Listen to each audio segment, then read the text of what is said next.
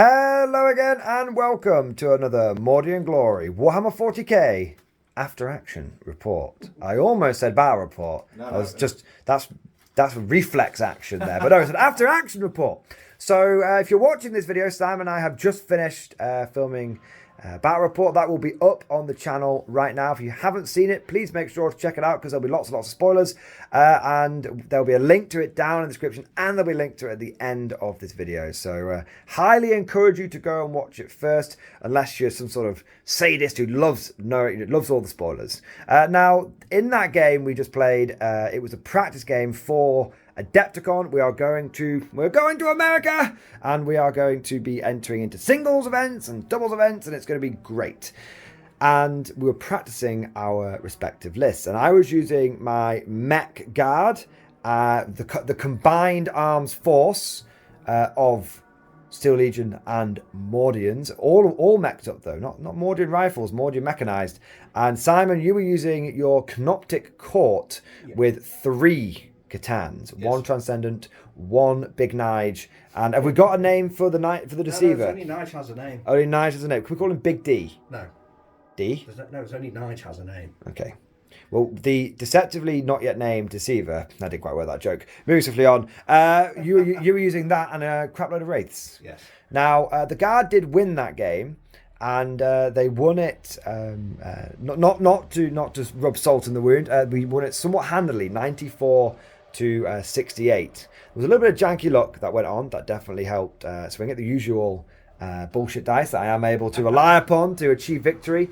But there was also a few interesting moments, and personally, that game did not go the way that I thought it was. I'm just going to riff for 30 seconds on what I thought about the game, and I'm going to hand over to Simon, who can take you through sort of his thoughts about the game, facing guard, and his list, and how he would change it. Now, my thoughts on that game just generally was, oh my god, 3 Catans, oh my god, unkillable Wraiths, why the hell did I bring battle cannons?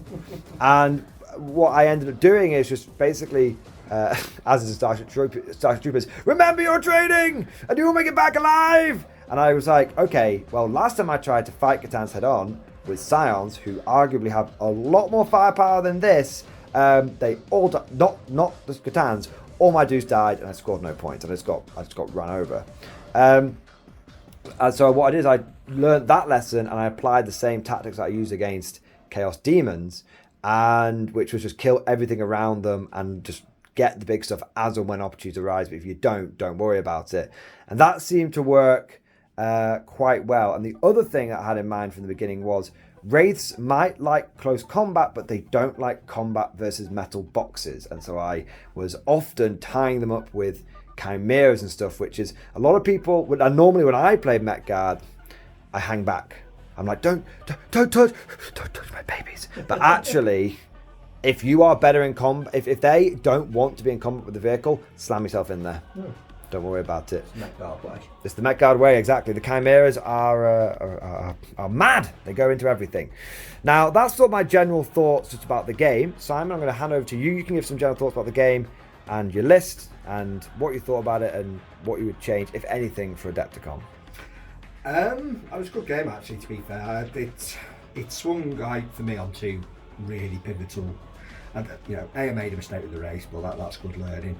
But you burning that middle objective, that was big. I think that wasn't the game winner, but it changed the dynamics of the game. So, big question I have for you is,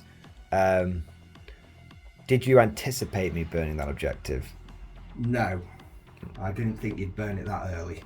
Okay, I didn't think I'd burn it that early until I saw what your plan was going to be. I saw through the lies of the Jedi, and I was like, he's going to do the classic Simon, the sweep and mid, takes the flank, sweeps into the mid. So I was like, I'm burning that, and I'm falling back this way. And I actually did a bit of a fighting retreat backwards, which was kind of cool. But okay, so you didn't anticipate that. But so in the future, would you say if you're going mid, just start going mid? It's difficult. Not always, but if you were to replay that again, would you go mid straight away? No, because then you still. I think when you're playing a low mod, playing against, especially on a Dawn of War deployment, when you've got the model of superiority, I don't think you can play right across the board. I really don't, because you're not, my list isn't that punchy apart from the Catans, and only really 2 of the Catans. So all it needs is 2 or 3 Chimeras to bog down, big knives for 2 or 3 turns. So I think it's the right plan. Maybe I think I probably executed it poorly. Maybe what I could have done in the first turn is left the Wraiths there, and put the Transcendent up and tried to burn it myself in 2 turns. That would have been, try and switch it round. Okay. So would you change? Okay, there may not be any. I don't know if you've got much scope to change the list. I know you've got a few Natcons in the old vaults, but would you change anything about the list, or is it just would you take the same list and just pilot it differently? I think I pilot it differently.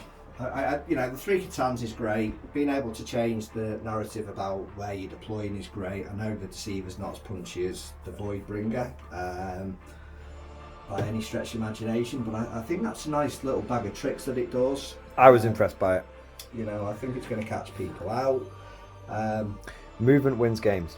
Yeah. Anything that improves your movement wins your games. Would you think about Hypercrypt with this? I would do, but I've not played it enough to warrant it. Rather have the practice. Yeah. I really like being able to put some race up in the middle of the board, and I think that just changes things. I really think that, again, gives people decisions. For me, when I'm looking at lists, is a top tier player going to go 4-0, 5-0 with this list? No, absolutely not. But that's not the pond that I'm swimming in. This list is last time I went 2-2 with the Adepticon. It would be nice to go 3-1, and this list is designed to play on the mid tables and try and improve what I did last time. I don't think you're going to see a list, like 3 Catans, but the top tier players are going to be doing hypercrit and different stuff. There is the fact that also, if you did somehow go 4-0 and get into the top cut, you'd have to give up on your Space Hulk tickets for the next day. So you're dropping out either way. I get a nosebleed. What the hell am I doing here? I'm in the same. I do like my Mech Guard, and my thinking with my list is, it's good. I wouldn't be surprised if it got a win here and there. Hopefully, I'd like 3-1 as well, or 2-2. But really, for me, it's just. I think, like you said, Mech Guard is good. Oh, sorry, Guard is good. Necrons are good.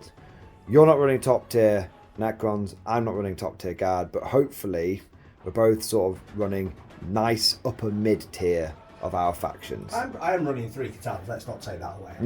Don't get me wrong. I'm not sat here with 60 warriors. So it's sad times. Yeah, I think it's Necrons for not dummies, but it's. It's just your own twist. It's Johnny Rambo Necrons. Yeah, that's what it's all about. I think naturally I'm a cautious player, and perhaps I need to be more aggressive with this list.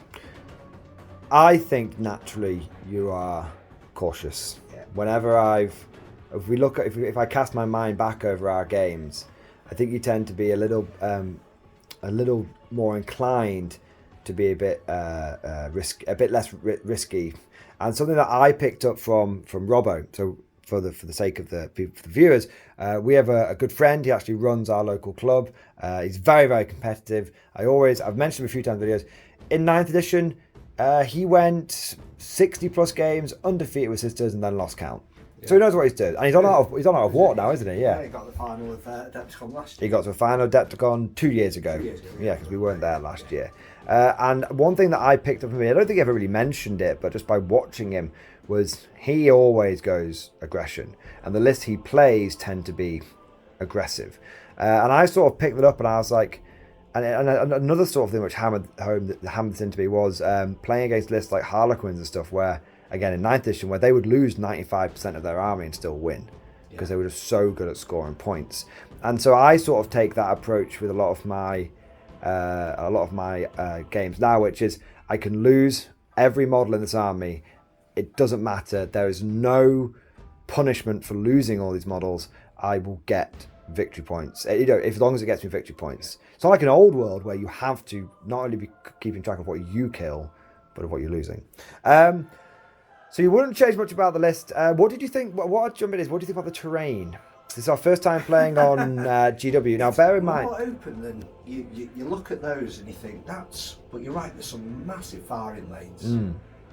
And what's interesting is Adepticon says they're going to use GW terrain, but they have said that the difference between normal GW terrain and terrain maps and what they're actually going to be using is they're basically going to take their normal terrain and put it on perspex bases. Yeah. So we know what their terrain is like. Like 3 pieces. It's like 3 pieces. So I think that we are quite, we've actually made this denser than normal. Like we tried to at times to make sure we were taking into account this wall wouldn't be quite that long, for when your Catan were coming in here and for when I was like, moving stuff around here.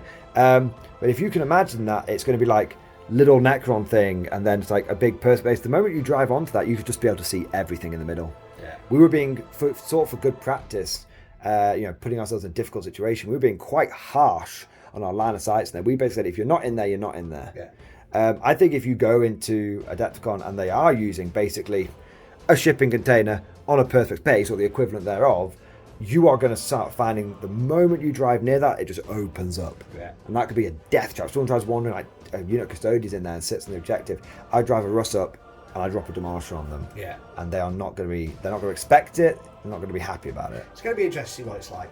Because last time, I took Grey Knights. I took Black Templars. Yeah. I took Black Templars, and I remember I think I won my first. I can't remember. So the reports up on the internet, so I'll be able to check the archives. But I remember getting to my last game, and I'd done quite well. You won the first 3. I think I won the first 3, and the last game was against Tau, unnerfed Tau. Which was unnerfed 9th edition Tau was something else. You guys think that the leaks look bad now in 10th edition? Let me tell you. And I had 100 Black Templars, and I ran out across the board. And the vast bullshit shield, the bullshit dice, lasted for 3 turns. Turn 1, getting across there. Turn 2, combat. Turn 3, combat.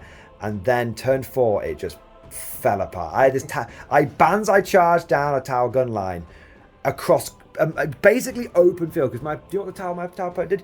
He put all his terrain in an L shape here, and then just had his gun line out there. And I literally was like, I was like sprinting at him. It's like 5 up field no pain, 5 up field no pain, 5 up field no pain, 6 up field no pain. I was like ran across, and we had little spectators. It was so almost got him, and it was like Verdun. It was like the Somme, just charging out across no man's land. So I'm hoping, even if it's more open than the WTC, UKTC stuff we're used to playing on, it's still better than that, which was, I like Adepticon, but the terrain really was a bit of a shit show. But it'll be good now. No. My fondest memory of Adepticon last time was playing Tau, and they were Wait, what? Yeah, no, it was funny because they were loading up all the I remember marker lights on this unit. On your one unit, and it had about 9 marker lights or whatever on it, and then he went, I'm going to shoot it, and I went, right, now I'm now going to disappear back up into the warp. Gonna blink away. See, you're a bad man. You're a real bad man, because if that was me, I wouldn't be able to stop myself. I'd say to my opponent, just to let you know, that's the guy that can blink away. And you sat there with a big old grin on your face. To be fair, I did say that, because with the game we played, I don't play like that. I'd rather, get grumpy and lose. And he's lying, viewers. But yeah, it was. No, I wouldn't have done it because you were playing Tau. And so obviously that was funny though. That really was funny. Yeah, I remember I was playing with we are off topic now, so we'll come back in a moment, but I remember we were playing this. It was an all Tau team, and it was me and Robbo with I had Black Templars here, Custodes, and I was like, there's no way we can win this, and he went, just follow my lead. And we absolutely spanked them, because we basically made a giant wall with our terrain and just hid behind it, and the Tau couldn't come within a certain distance, because the moment they did, we pounced on them with Custodes jetbikes, we pounced them with Black Templars, and they got frustrated. We did that for 3 turns, winning on primary, and they got frustrated on their turn 3 and moved, like, oh fuck it, we'll make something happen, moved out, and then we just went and just charged out and got them. It was a great game. It was a really, really fun game of cat and mouse, but all it took was for one moment of of lapse in judgment, and the Emperor's wrath was not kind. Now, going back to this, speaking about Mech Guard for a moment, and I made a few points about this at the end of the battle report, but I want to cover them again here just briefly. I think that Mech Guard is being hugely slept on. I think it is extremely powerful. I think it is both themed and meta. A proper Mech Guard list is not a meme army. The maneuverability that you have is phenomenal. I had 6 Chimeras with Catachans in.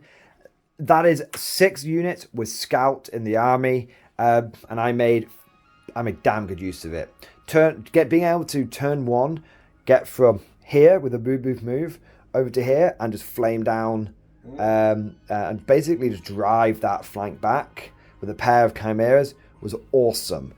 Being over here after you overloaded with the redeploy and being like, see you later, shitlord, and just like basically driving over here, amazing. Being able to move forward here. This wasn't admittedly with Scout because of your infiltrators, but move here and then tag you up. Again, if that had been 20 guardsmen, similar points cost, I couldn't have charged. Yeah. I could have charged the race with 20 guardsmen. Yeah. I would have died. Yeah. So I think that the amount of maneuver, and as you were saying in the battle report, I was screening you out. Yeah. And I didn't have lots of infantry. It's the speed, it's the metal boxes, and the guys inside. If you kill the transport, the guys get out. That's still my objective. Look, the way to look at it as well is, you look at race, the 280 points, 4 up in 1, there's 24 wounds, plus a 5. They're really, really tanky. 280 points is 4 Chimeras.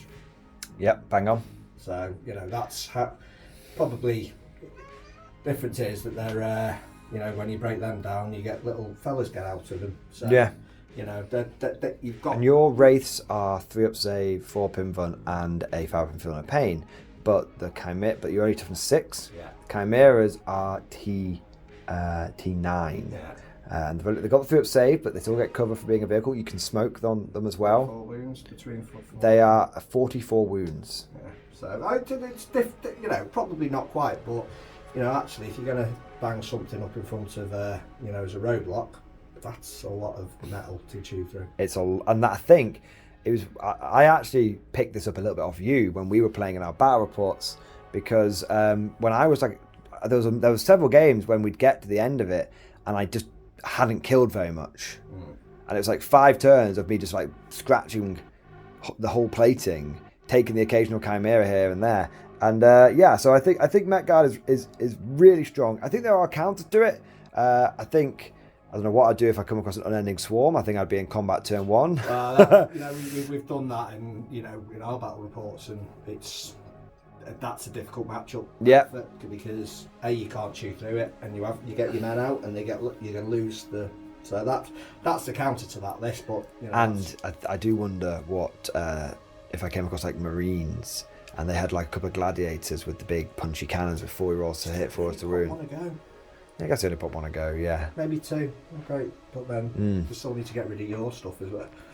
My tanks are as good into theirs as well, because they're only a 3 up save versus my 2 up save. So yeah, I guess. But yeah, overall, I really found the Mech Guard.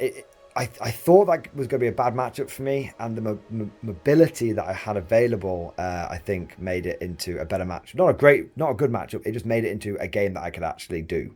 Yeah. Well, I thought I wouldn't have a chance, but yeah. Mech Guard tough, Mech Guard fast. This is 10th edition. Speed and durability win games. Yeah. So I think that's what it comes down to. Simon, I'll just ask you for 30 hot seconds of what did you feel like playing into the Mech Guard? Because I haven't used it against you very much. But you've used it against me, so it's like other side of the mirror now. Yeah, it's tough. Like you said, your guys were still in on turn 3. You're winning the game. That's the golden rule. It's the golden rule. For those of you that don't know, Simon and I both came to this independently. Where if you guys are out the transports, turn 1 and 2, you're lost. Yeah. Doesn't matter how good you think that choice is, you've lost. Are you inside your transports from turn 3 onwards? You probably won the game. Yeah, that's a very simple rule. It's mad how it always pans out, but it does work. And I think, yeah, against it, should have been more aggressive. I was too cagey. I don't, that was... Be all over like a bad rash. Yeah, I should have just gone, you know what, here's 3 Catans in your face. And overwhelmed me. Yeah, perhaps don't think you have the ability. But again, that's me actually being cautious. But I think, it's, it's good because it's a skill list, because who's got enough anti-tank to get rid of through all that? Not many. But it's also got, manoeuvrability. It's weird though, because when I noticed it, you're playing it without any orders, which is kind of the card thing. I have 3 orders in the list, and I have some pseudo orders. So Scout, I kind of use as like a pseudo order on the Chimeras to let me move. And the Sentinels have Daring Recon, which get me pseudo orders on these guys. So I only have 3 orders, but I have lots of other ways to basically get similar effects to them. Yeah, that's a win. That's the only drawback with it, is that you kind of, the special rule for guard is orders.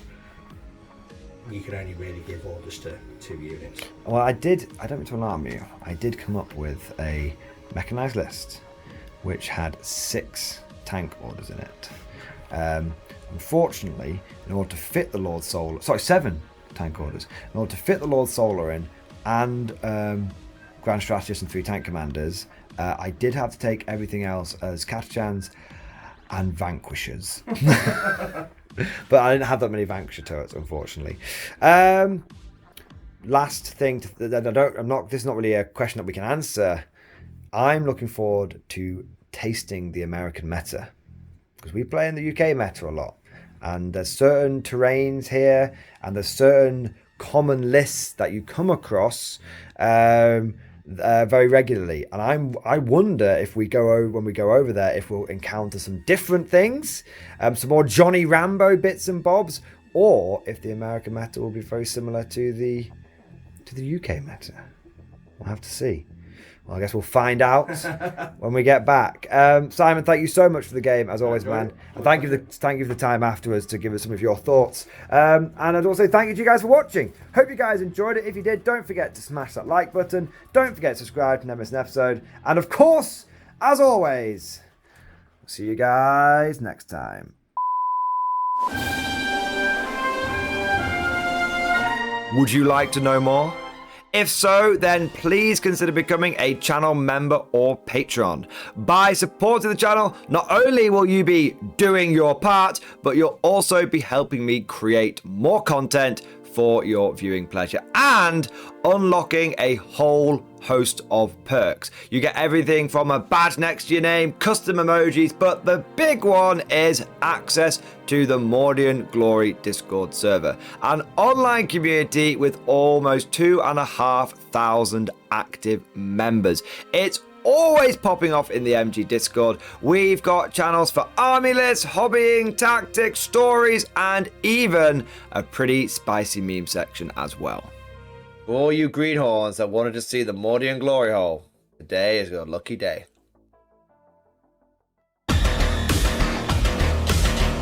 And joking aside, I do want to say a massive thank you to all of the current channel members and patrons. You guys are amazing, truly the lifeblood of the channel. I could not do Mordian Glory full time without the incredible and generous support of my members, so thank you guys so much.